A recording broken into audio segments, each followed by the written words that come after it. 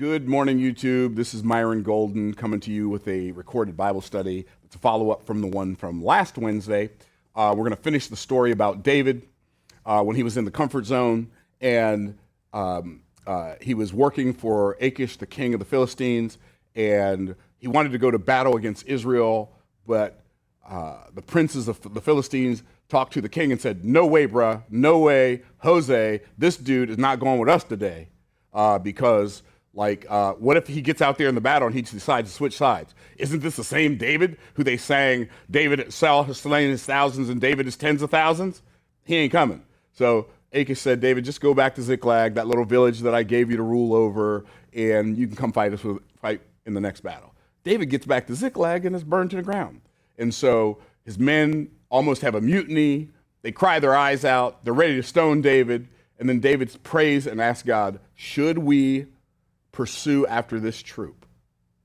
By the way, we talked about the fact that the enemy wants to steal your faith. He wants to steal your family. He wants to steal your future. He wants to steal your fight. And it almost worked. And I know all of us have felt that way sometimes. I know I felt that way sometimes. I felt like I didn't have any more fight left. I felt like I didn't have enough faith left. I don't know if you've ever been there. And I felt like I didn't know if I was going to be able to be, and this may sound odd to some people, but I didn't know if I was going to be able to be that good man who leaves an inheritance to his children's children. Because there was a time in the not so distant past when everything that I had worked to build just kind of collapsed around me. And but disruption always follows intention. That's a pattern. And as long as we're aware of the pattern, we don't have to become discouraged when the disruption follows our intention. So what happened next is David prayed, said, should we pursue after this troop? Will we overtake them? And will we recover our stuff? And God said, no doubt. In fact, I'm going to read it to you in verse 8. It says, David inquired of the Lord, saying, shall I pursue after this troop? Shall I overtake them? And he answered him, pursue, for thou shalt surely overtake them, and without fail recover all. It's really interesting how this story parallels with so many situations that we find ourselves in life. We find ourselves in life. And it parallels with the fact that the scripture says in John 10:10, the thief cometh not but for to steal, to kill, and to destroy. But I am come that you might have life and that you might have it more abundantly. And we know that the enemy wants to steal, kill, and destroy. We know that the enemy wants us sick, broke, misinformed, and fearful, just like the world system that he's set up, the world cosmos that he's set up. He wants us to be sick, broke, misinformed, and fearful, and that's how Satan wants us to live. And now David finds himself in this situation, like you found yourself in a situation, like I found myself in a situation, and in the past. And then we should I even try to do this again? And maybe some of you are right now like sitting on the floor, crying your eyes out at the end of a failed business, or at the end of a failed marriage, or at the end of a broken relationship, or being fired from your job, or bad news from the doctor, or some kind of internal family conflict. But whatever it is a worthwhile life. Is your anointing worth pursuing? Is your family worth pursuing? Is your calling worth pursuing after you fall down so far you're not sure if you can ever get back up? And I submit to you 100%, just like God told David in this story, pursue. He said, go. Okay, so he said, pursue, for thou shalt surely overtake them. He didn't say, pursue, you might overtake them. He said, you will surely overtake them. When you understand, if you have more persistence than your trouble will eventually lose. Like you have to just decide, like my dad told me when I was a little boy and we were working on this engine and I was in elementary school and we were trying to take this exhaust manifold off this engine. It had a rusted bolt and we tried for hours, literally for hours. We started in the morning. We got all the bolts out. This one bolt won't come out. And it's lunchtime. My mom calls us in for lunch. We're working this old raggedy car in our backyard. And I said, Dad, the bolt's not going to come off. He said, oh, it's going to come off. He said, it don't have a choice. I said, oh. He said, you know why it don't have a choice, son? I said, no, sir. He said, because it don't have a brain and we have a brain. So it's going to come off. I was like, wow, it don't have a brain and we have a brain. It's going to come off. And that gave me something, I don't know, it just gave me something inside myself that let me know if I'm working on something that doesn't have a brain, it can't beat me. right? And so he said, yes, pursue. You will no doubt overtake them. Like, stop pursuing your dreams with one foot on the gas and one foot on the brake, worrying about how it's going to turn out. And let us not be weary in well-doing, for in due season we shall reap, if we faint not. You know, a lot of people use this verse incorrectly. You've heard the verse before.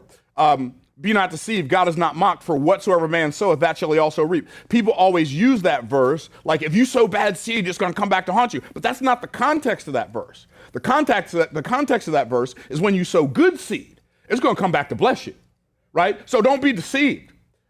God's not mocked. Whatsoever man soweth, that shall he also reap. And here's the interesting thing about the law of sowing and reaping. Number one, you reap what you sow.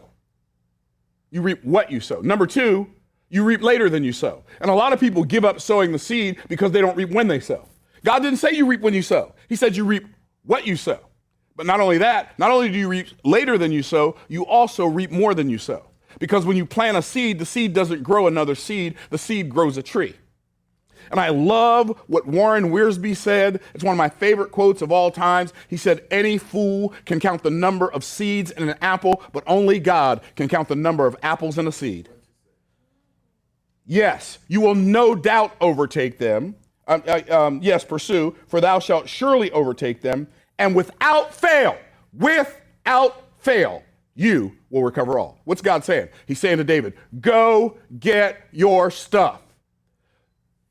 We live in a time where the enemy is coming in like a flood, where the drug and alcohol culture want to come and rob our family members of vitality and life.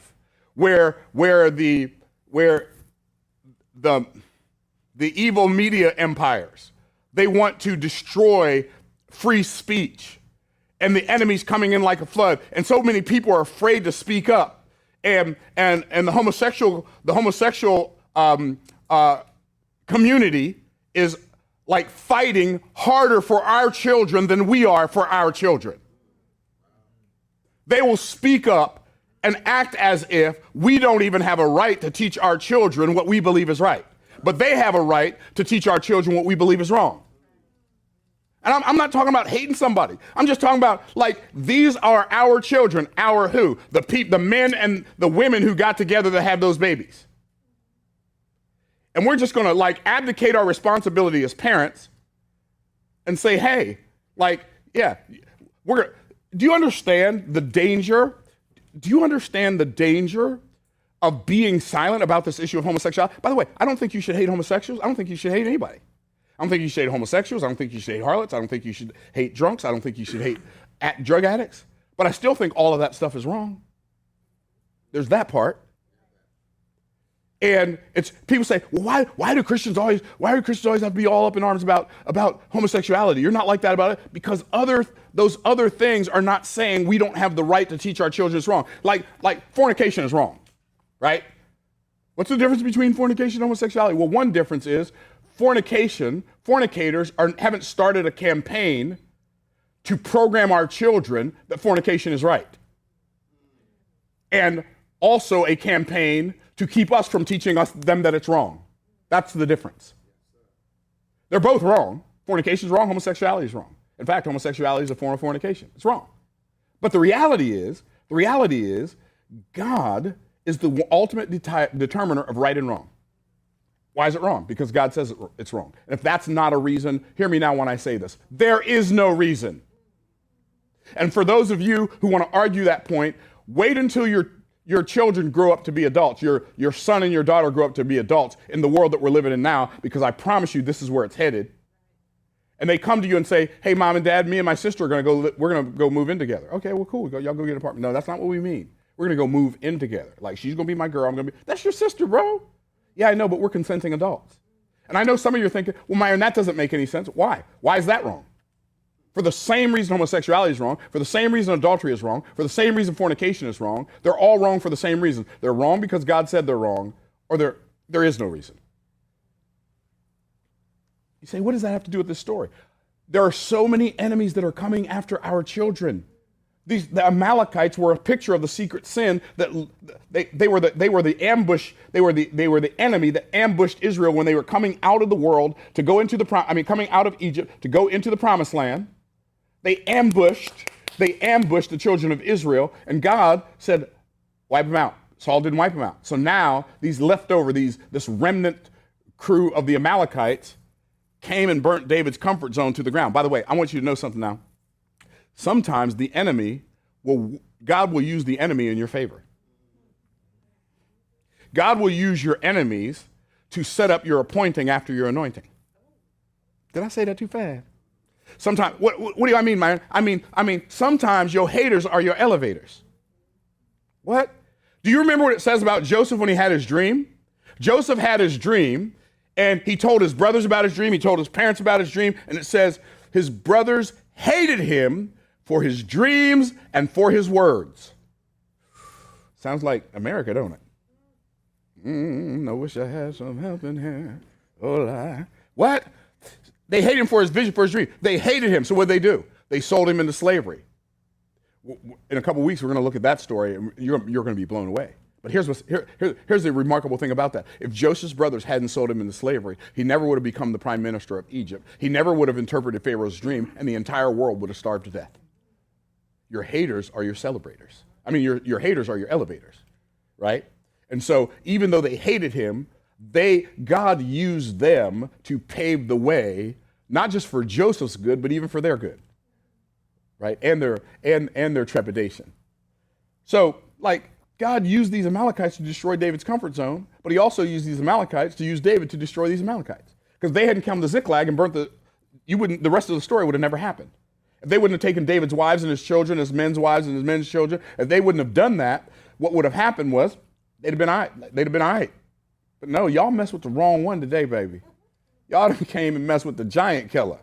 You know what I'm saying? You messed with the one who has slain his tens of thousands, and now there's only a few hundred of y'all. It's a wrap. Let's see what happens when David and his men pursued. In verse 9, David went, he and the 600 men that were with him, and they came to the brook Besor, where those that were left behind, they went to the brook Besor, where the men, 600 men that were with him, came to the brook Besor. By the way, the word Besor, it means cheerful. They came to the brook of cheerfulness. And I know I stop and give parenthetical statements about everything, but everything reminds me of when we begin to see how these patterns match up, right? So we talked earlier about disruption follows intention. We see that in Genesis chapter 1, right? So intention, what's the intention? In the beginning, God created the heaven and the earth. What's the disruption that followed that intention? And the earth was without form and void, and darkness upon the face of the deep. When it says it was without form, that word was is not the word used to be, but it's the word became. The earth became without form and void, and darkness upon the face of the deep. Now, I don't know that this is the case, but some Bible scholars believe that it's probably or possibly the case that between Genesis 1:1 and Genesis 1:2 is where God kicked Lucifer out of heaven and he threw him down to earth. And because Satan couldn't destroy heaven, he tried to destroy earth. Some people believe that's what happened between Genesis chapter 1 and Genesis 2. Like if you read the Reese Chronological Bible, he has that verse from, it's Ezekiel or Isaiah or somewhere, in there, right in between verse 1 and 2, right? And so, but what happened? The earth was without form and void, and darkness upon the face of the deep. We know that's what Satan does. It was without form. What does that mean? It was deformed. Disruption sometimes shows up in the form of deformity, right? It was without form and void. It was devoid. It was deformed and it was devoid. What's devoid? It was empty. It was empty, right? What does Satan do? He came, he took everything from Ziklag, burned it with fire. It's now empty. And then darkness was upon the face of the deep. Darkness. What is darkness? Darkness is the despair that came over David and his men until they cried, until they had no more power to weep. And his men were in such despair, in such a state of depression that they thought of stoning David. They talked about stoning David. Man, we let this man lead us down here with the Philistines, and now we left our wives to go fight with this crazy king, and now we come back and our wives are gone and our children are gone. Man, I think we should just put him out of our misery right now. 600 men that were with him, and they came to the brook Besor, where those that were left behind stayed. David pursued. By the way, there were some of the men who were with David that were so wiped out, they didn't even have enough energy to pursue. So now, here's what's really interesting. All of them had been doing battle beside Achish. They had all been fighting against the enemy. They come back from battle. Y'all know how it is after a day's work, right? Can you imagine if your day's work was fighting to save your life with a sword and a knife, and people were trying to kill you, and you're doing that for hours at a time? How exhausted you would be? Some of the guys were so exhausted, they didn't have anything left. They said, I left it all on the field, coach. Well, we're gonna leave you right here by the brook so you can cheer yourselves up, but we're gonna go get our stuff, and we're gonna go get your stuff. And then it says, but David pursued, he and the 400 men, so 200, abode behind, which were so faint they could not go over the brook. They were so tired they couldn't even pass over the brook of cheerfulness. They found an Egyptian in a field, and they brought him to David and gave him bread, and he did eat, and they made him to drink water. And they gave him a piece of cake of figs and 2 clusters of raisins. And when he had eaten, his spirit came again unto him, for he had eaten no bread nor drunk any water for 3 days and 3 nights. So his blood sugar was low, he was dehydrated, this brother was in trouble. And David said unto him, to whom belongest thou, and whence art thou? And he said, I am a young man of Egypt, a servant of an Amalekite, and my master left me because 3 days agone I fell sick. And we made an invasion upon the south of the Cherethites, and upon the coast which belongeth to Judah, and upon the south of Caleb, and we burned Ziklag with fire. And David said unto him, canst thou bring me down to this company? Now, before I go into that, notice this is what the enemy does. This is exactly how the enemy treats his own. What did it say? It says, I got sick, so what'd they do? They left me behind. They left me behind 3 days ago. They left him behind 3 days ago. He didn't have anything to eat, and he didn't have anything to drink, which means they left him alone. They left him 3 days ago with nothing to eat and nothing to drink. And when they left him, they didn't give him any food. And we know they did not give him food because they didn't have food. They just burnt Ziklag with fire and took everything that David and his people had. So they had food, they had water, but he fell sick. He said, okay, you're of no more use to me. You might as well just die here in the wilderness. I am here to tell you, in the words of the late, great R.G. Lee, the devil's pearls are paste pearls. They have no value. His diamonds are luster as plastic. His nectar turns out to be hog slop. And if you eat his corn, he'll choke you on his cob. The devil always pays in counterfeit money. There is no honor among thieves. And you can serve the enemy through drugs and alcohol and illicit sex and whatever else you want to your whole life. But I am telling you, there is going to come your best day with the enemy, the world, the flesh, and the devil. Your best day with the enemy is your first day. And your worst day is going to be your last day. And in God's economy, no matter how bad it is in your life right now, or no matter how good it is, it's going to keep getting better. Okay, so that's my rant about the Egyptian. But I want you to understand, there are so many people who don't get it. There are so many people who don't get, like when you sell your soul to Satan to serve, or you sell your soul to the appetites of the flesh, or the attitudes of the devil, or the ambitions of the world, you are wasting your life for something or someone that doesn't care a lick about you.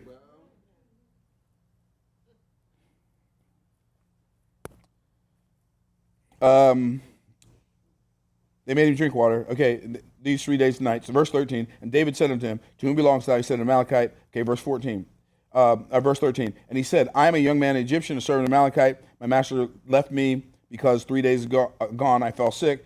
When he made an invasion upon the side, okay, I already read all that. Okay, verse 15. David said unto him, canst thou bring me down to this company? He said, swear unto me by God that thou wilt neither kill me nor deliver me into the hands of my master, and I will bring thee down to this company.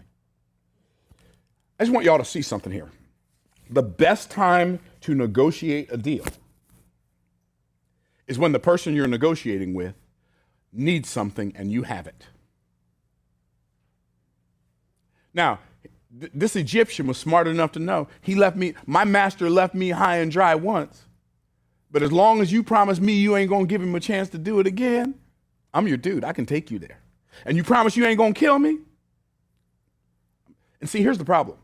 The name David means beloved, and David is the king who is the man after God's own heart, but he's an Old Testament archetype of Christ.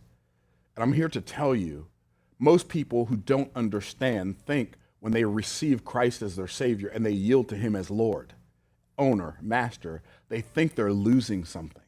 They're afraid, promise you're not going to I am come that you might have life and that you might have it more abundantly. I'm not here to kill you. And I'm certainly not going to give you back to your master. I love what Jesus said. He said to the Father, of all that thou hast given me, I have not lost any. So good. No, I'm not going to deliver you to your master, and I'm not going to kill you. He said, I can bring you down as company. Cool. And he brought him down, and behold, they were spread abroad upon all the earth, eating and drinking and dancing. Told you they had food and water. Eating and drinking and dancing because of all the great spoil they had taken out of the land of the Philistines and out of the land of Judah. And I love this part. It's really interesting how you fight when you know you can't lose. Like, you got a whole different level of fight game when you know you can't lose. Like when you know it's about to go down and you can't, I'm talking stuff. Don't you see my big brother behind me? Yeah. Right? David knows what it's like to fight and know you can't lose. And the reason David knew he couldn't lose when he fought his first battle against Goliath, he knew he couldn't lose because God had entered covenant with him through his great-great-great-great-great-great-great-granddaddy Abraham. And if you go read Genesis chapter 15, where it talks about God coming to Abram and saying, fear not, Abram, I'm your shield and your exceeding great reward. The shield is a type of your protection. The great reward is a type of your provision. Abram says to God, he says, what will you give me seeing I go childless? And this, the steward of my house is this Eliezer of Damascus. But to me you have given no seed. Now you got to understand, Abram was kind of like, Lord, you promised me 10 years ago you were going to give me a seed. You told me that when I was 65. I'm 75. I still don't have no child. See, hey, God's delays are not God's denials. God's delays are God's preparation, where he gets you ready for what he already has ready for you. And so God told Abram, he said, look, here's what you do. Go get a heifer 3 years old, a she-goat 3 years old, a ram 3 years old, a turtle dove, and a young pigeon. Turtle dove and a young pigeon. He said, I want you to kill these animals and I want you to cut them in pieces, but don't divide the birds. There's so much beautiful symmetry in that. One of these days I'm going to teach on that whole thing, but I don't have time right now. But it's so much beautiful. So Abram cut these animals in pieces and he put the carcasses in 2 piles. Because that's what they did when they entered into covenant. They would kill some animals and they would put them in piles and they would walk around between those animals, like 2 people back to back when they got ready to enter into covenant. They would walk in a figure 8 around those animals. They'd come back face to face, and then they would take a knife in their left hand, cut their right hand, and they would both do that, put their hands together, bind it with a rope. Your blood becomes my blood, my blood becomes your blood, and they would exchange covenant vows. They would exchange covenant names, right? Like if I were going to do this with Pastor Ron Lovell right here, I would say Lavelle. I didn't say it right. Pastor Ron Lavelle. I would say, my name would become Myron Ron Golden. His name would become Ron Myron Lavelle. We would exchange covenant names. That's why when a man and a woman get married, the woman takes the man's name because it's a covenant relationship. It's not a contract relationship, okay? And then they would exchange covenant promises. And the covenant promise is this: I'm going to give everything I have. I'm going to give my time, my effort, my energy, my resources, my knowledge, my wisdom, my wealth, and even my very life, if necessary, to protect you and yours. And then here's the power of the covenant. If I don't keep my word to you, may what happened to this animal happen to me. So when God got ready to enter into covenant with Abram, Abram had a whole lot of problems. His name wasn't yet Abraham. Abram had a lot of problems in Genesis chapter 15. He was about to die. Why? Because when he entered that covenant, when he did that figure 8 walk with God, they stand together back to back, they come back in the middle face to face. No man has seen God at any time and lived. So he would have had to die just because he entered covenant with God. Also, he couldn't keep the covenant. So he's in double jeopardy. So what happened? It says, and it came to pass when the sun went down, it was dark, behold. So God made a deep sleep to fall upon Abram, right? Remember somebody else that God made a deep sleep to fall upon? Who was it? Adam in the Garden of Eden. What did he do? He brought him his covenant partner. So he made a deep sleep to fall upon Abram, and here's what it says: behold, when the sun went down, it was dark. Behold, a smoking furnace and a burning lamp that passed between those pieces. What is that? Abram needed a substitute to walk the covenant with God in his place. The smoking furnace is a type of God the Father. It's what it tells us in Exodus when it says that God came down on Mount Sinai. It says the smoke ascended like the smoke of a great furnace. And then like we talked about in Bible study a couple weeks ago, it talked that Jesus said, I am the light of the world. That burning lamp is a type of God the Son. And so what happened, God put Abram to sleep, and then the burning lamp took Abram's place as a substitute and the smoking furnace. And so the smoking furnace says, if I don't keep my word to Abram, may what happened to this animal happen to me. The burning lamp says, if Abram doesn't keep his covenant with you, may what happened to this animal happen to me. This is like the second Old Testament prophecy of Christ dying on the cross. This is the second prophecy of that happening. The first one was in Genesis chapter 3. So David remembered what God told Abram. Here's what he said. I'm going to bless you in ways you can't bless yourself. I'm going to give you things you can't get yourself. I'm going to make you something you can't make yourself. I'm going to take the source of your shame and make it the source of your fame. I'm going to bless those that bless you, and I'm going to curse those that curse you, and in you all the families of the earth will be blessed. Boom. Soon as David heard Goliath swearing against the armies of Israel, he knew Goliath couldn't win. I can't lose. So what happened? The very same enemy that caused everybody else to run away caused David to run towards that enemy. See, you have a different level of fight when you know you can't lose. Like the level of fight you have when you know you can't lose. Yeah, come on. I don't care how big you are. I don't care how much.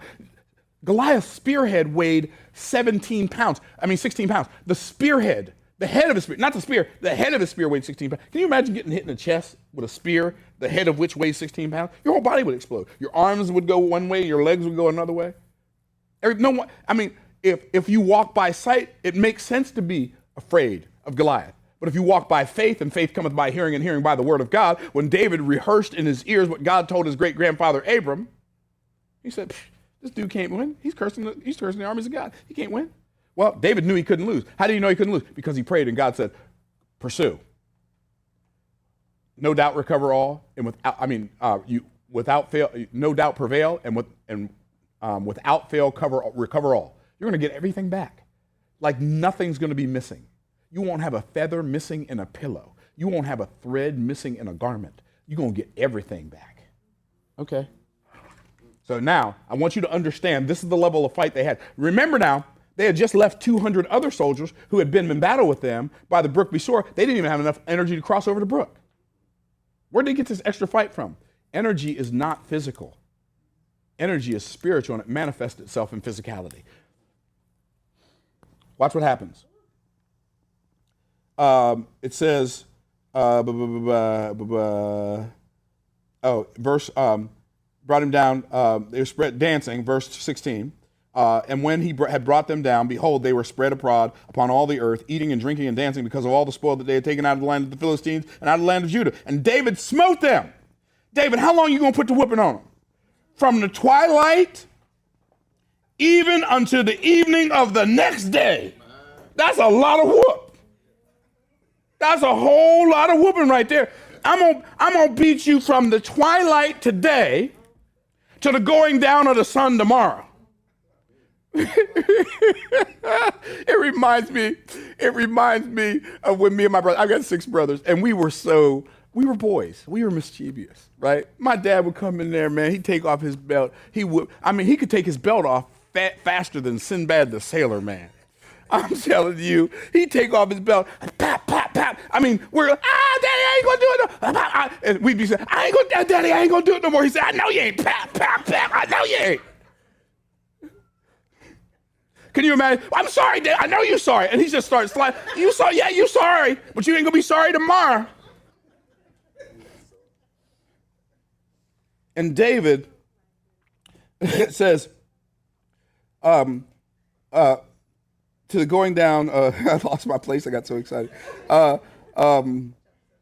Verse 17, David smote them from the twilight, even unto the evening of the next day, and there escaped not a man of them, save 400 young men, which rode upon camels and fled, which means there were more than 400 men there. They slew way more than 400 men. So David and his men, his 400 men were outnumbered by however many men there were.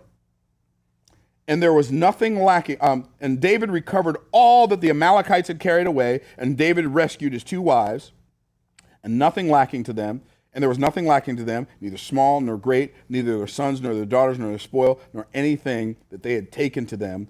David recovered all. And David took all of the flocks and the herds which they drave before them, and those other cattle, and said, and they said, this is David's spoil. And David came to the 200 men. I love this. This is one of my favorite parts of the story. David came to the 200 men which were so faint that they could not follow, whom they had made also to abide by the brook Besor. And they went forth to meet David and to meet the people that were with him. And David came near to the people and saluted them.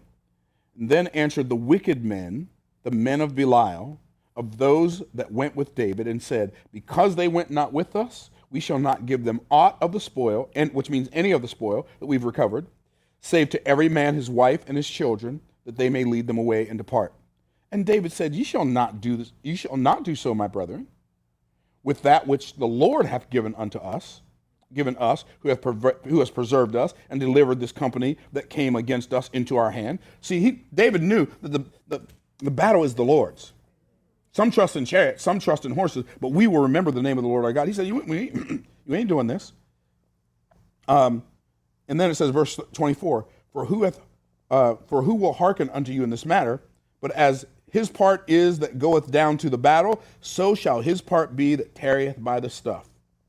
They shall part alike. And it was so from that day forward that he made it a statute and an ordinance in Israel unto this day. What's he saying? Here's what David's saying. Teamwork makes the dream work. And when the team wins, everybody on the team wins. Like everybody on the team can't do everything. But you don't make the mistake. The New Testament says it like this. Don't make the mistake of thinking one member is more important than another. You know, members have a way of letting you know how important they are when they get injured, don't they? Huh? Can I get a witness? I remember one time I was chopping down a tree in my backyard, and there's a broken glass there, a house I just bought, I was renovating, and I'm like chopping this tree, and there's a piece of broken glass, and it sliced through my thumb. I had to go get stitches. And so I had these stitches in my thumb. I am not kidding. It seemed like I bumped that thumb on everything. Like, it made me understand the phrase, it sticks out like a sore thumb. My son threw me a pen from the top of the steps. It landed right on that thumb. I'm like, what? What is this? Right? Don't make the mistake. Don't let the hand think that's more important than the eye, or the eye think it's more important than the hand. But I'm just an eye. I want to wear rings like your hand. Now, how crazy does that look? And that's why, if you want to build a successful business, love the people and use the money. Don't use the people and love the money. Use the money to love the people. You want to have a successful family? Don't use the family, love the family. I'm telling you, if you will begin to love people and treat people good and understand that there's no such thing as a self-made millionaire. There are only team-made millionaires. No such thing as a self-made man. There are only team-made men and women. No such thing. There's not a single solitary person under the sound of my voice right now or watching this YouTube video who has gotten to wherever you are, wherever that may be, by yourself. Don't forget the people who helped you get here. Because in the reality, in real, honest-to-goodness, straightforward reality, those of us who are standing, we're all standing on the shoulder of giants. So it would behoove us to be thankful instead of being proud.